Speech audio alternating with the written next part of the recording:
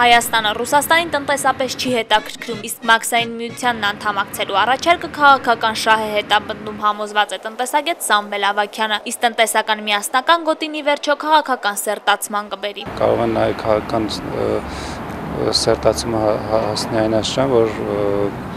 քեզ ասեն կմնա միայն դրոշն ու գերբը ոչ մի բան։ Արդեն ակնհայտ է, որ Մաքսային միություն մտնելով Հայաստանը տնտեսական կախվածություն կունենա Ռուսաստանից։ Միակողմանի ինտեգրումը ցանկացած տնտեսական համակարգին ինքը ռիսկեր է ստեղծում։ Նույնը եթե մենք միակողմանի ինտեգրվենք եվրոպական համակարգին, դա էլ ռիսկ է ստեղծում։ Հայաստանը կախված է Ռուսաստանից ոչ միայն տնտեսապես, հիշեցնում է քաղաքագետ Երվանդ Բոզոյանը։ Նա ցավով է նշում, որ Հայաստանը չկարողացավ համոզել Ռուսաստանին, որ Եվրամիության հետ հարաբերությունների սերտացումը չի խանգարի Ռուսաստանի հետ գործակցությանը։ Ռուսաստանը ըստ էության վախեցավ, որ Հայաստանը ուզում է իրեն գցե։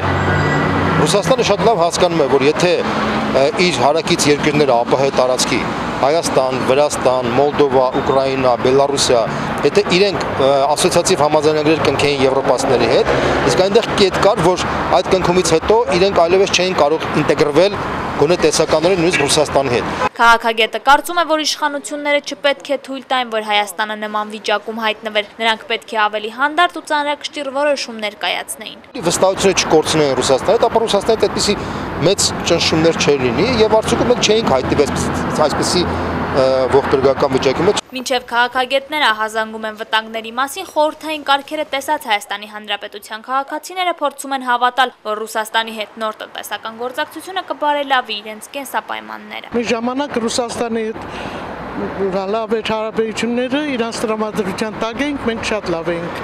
Հիմա ինչ է, ոչ աշխատանք կա, ոչ մի բան կա։ Առանց Ռուսաստանի չեն կարող գոյություն ունենալ։